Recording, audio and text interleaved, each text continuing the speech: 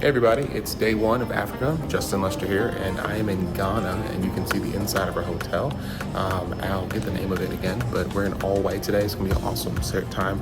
We're now to Elmina, leaving from Accra. So this will be a lot of fun. All right, talk to you guys soon. Like and follow for more. Let's see what happens here. Our first trip to the motherland. See you soon. Well, here we go. So that was the arrival at the hotel, and then we left out in the morning, and here we are traveling through Ghana. Now, it was interesting to see the beauty of the city as well as the poverty of the city as well, and the poverty of the country. Some westernized things and then roads like this. We arrived at the Slave River State, and here was a powerful experience. You can see the memorial we had to formerly captured and then enslaved Africans at the Asim Manso Garden of Remembrance facility here. As you enter in, there's a memorial wall. There's also an ancestral graveyard as well, not worshiping, but honoring those ancestors. And then here was our tour guide who told us everything about the space as we now go down to the river park, and we took a march down what slaves would go down in order to take their last bath, and it was called the place of last bath and the place of no return. I'm gonna let you walk with us. To your left.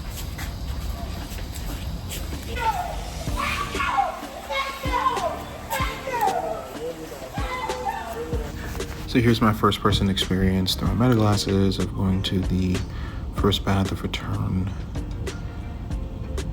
I won't give you the whole thing, but this is my first person experience. The water was only dirty because of all of the rain, by the way. They said the water is normally very clear. This moment for me was incredible. Being at the place where many of my ancestors were placed onto ships and had to march and bathe.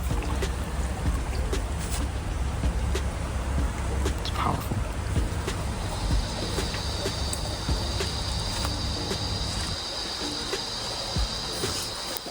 So I'm currently at a space in Elmina where formerly enslaved Africans were captured and then taken, and this is their last space.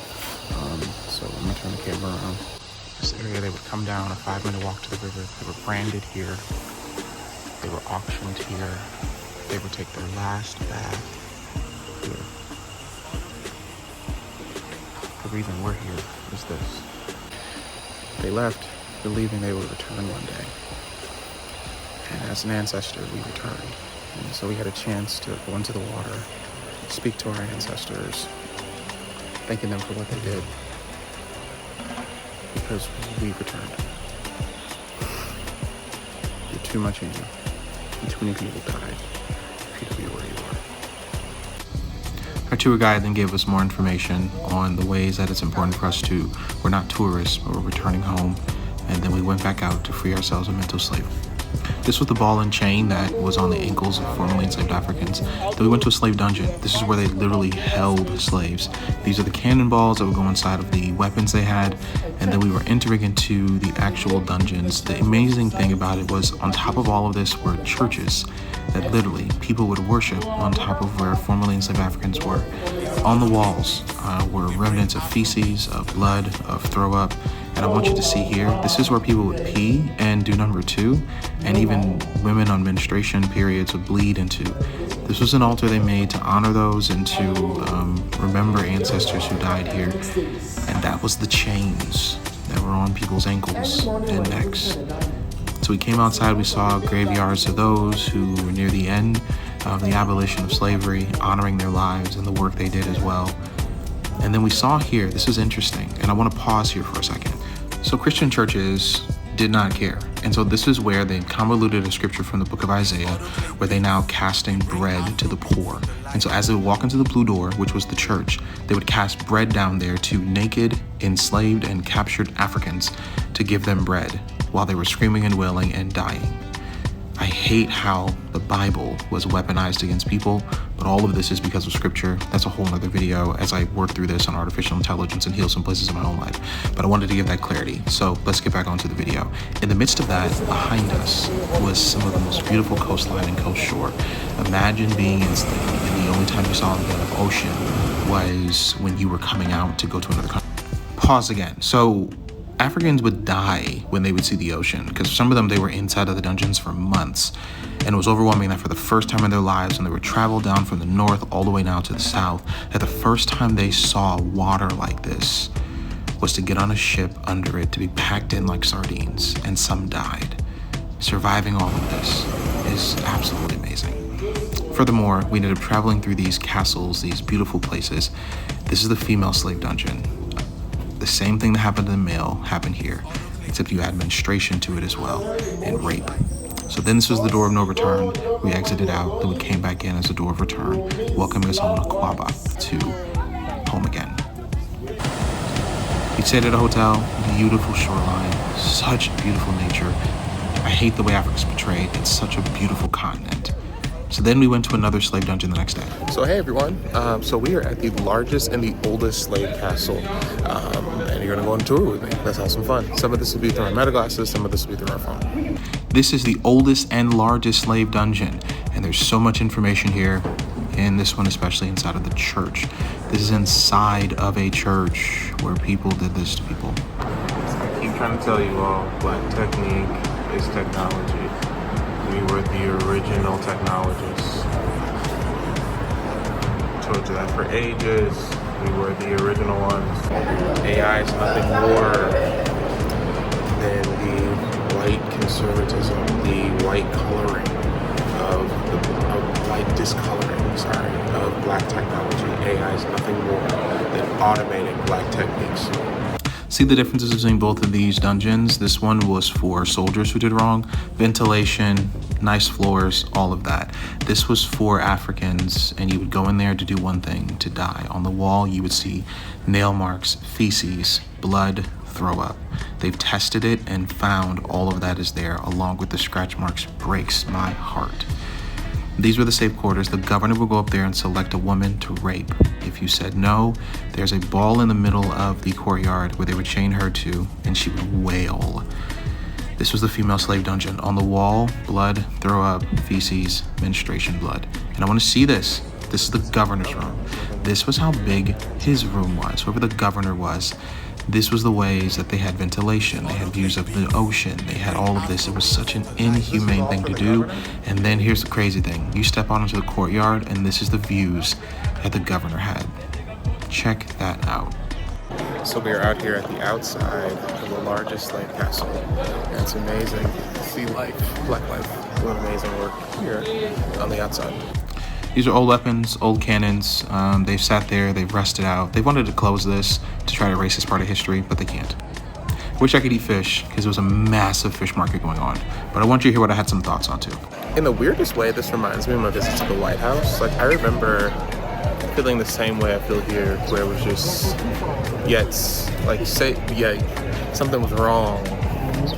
And I visited during Trump's presidency, like something was wrong, but yet something was like, is together. I feel the same way here as I did when I was at the White House. Like unprotected as a black person in the country. Interesting. All right. I told you about the church. This is the church that was on top of all the dungeons. Yep. This is the door of no return. So we left and we ate. It was so much fun to learn that. And then to get back into the community. It was crazy. You could see people all across the continent that looked like people I knew, relatives. Somebody looked just like my mother. So we had dinner tonight, and And then from there, and I might say to you, hey, look, go with this gentleman or go with this. this is my feeble attempt at playing the drums. So follow along with us and ask me.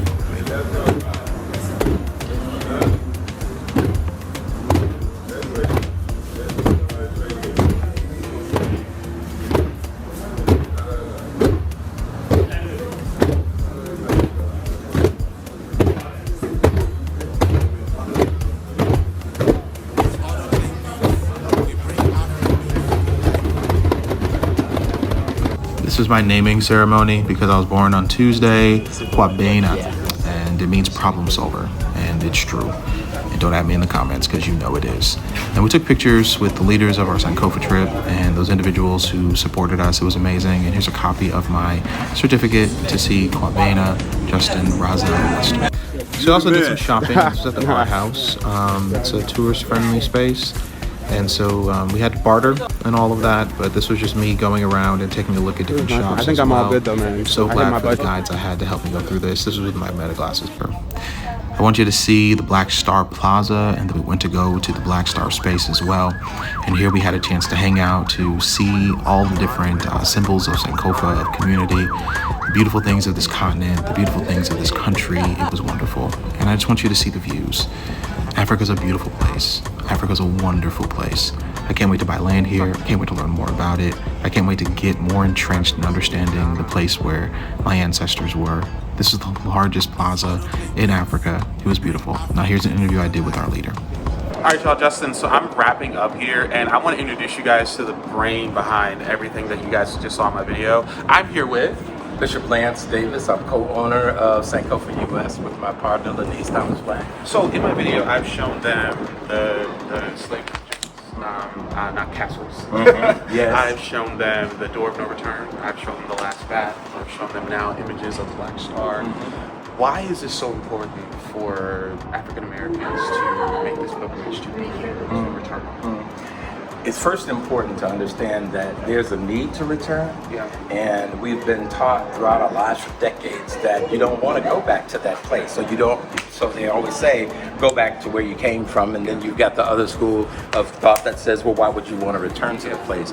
And if we take both of those narratives aside and then realize that neither one of them really are looking at our internal health, we believe that in Sankofa US that a return to your beginning, a return to your existence, right, the beginning of your existence, going back to that place is healthy, it's healthful, it's restoring, Absolutely. it's freeing, and it's liberating. Absolutely. And so the question is, why are we in the condition that we're in the United States in totality? When you travel around the world, I say we are known as the people with the DIMPs, the DIMPs, the disease, ignorance, murder, and poverty. Known for that throughout the world.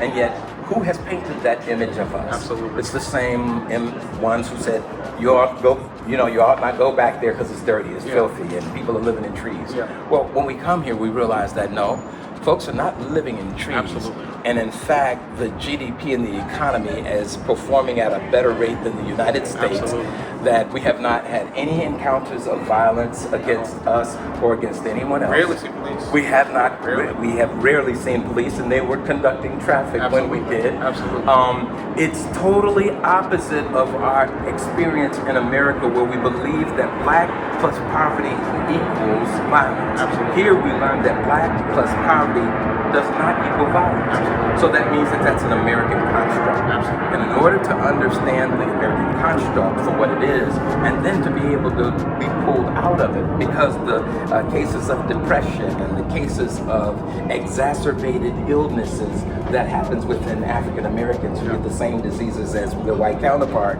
perhaps that is because there's an internal longing of the person Absolutely. who needs to know where they came from. Absolutely. So Sankofa means return to your roots. I appreciate that. You know, it's crazy. I put this on Facebook, and I'll conclude with this. My whole life, I've been told I wasn't black enough. I didn't talk black enough. I didn't do this black enough. Whatever. And this is the first time I came in place. I put it on Facebook. I said, the lie detector test proven that's a lie, right?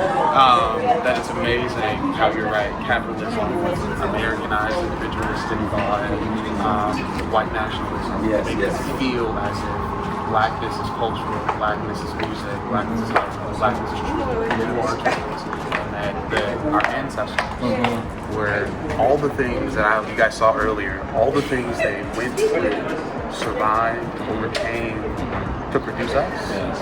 Yeah, we're black. Yeah, so I appreciate that. Yes, man, so. and the whole thing about the division, it's called it one not black enough, or one who is kind of over there or whatever there. That came from the same institution, right? It's about making sure that we're fragmented, divided, so that we can be isolated and then dominated. Absolutely. We're breaking that right now. Yes, ma'am. Yes, sir. Be sure you guys like and subscribe for more. Be sure you guys follow even Bishop Davis and the work they're doing, and come back here. All right, we'll see you guys soon.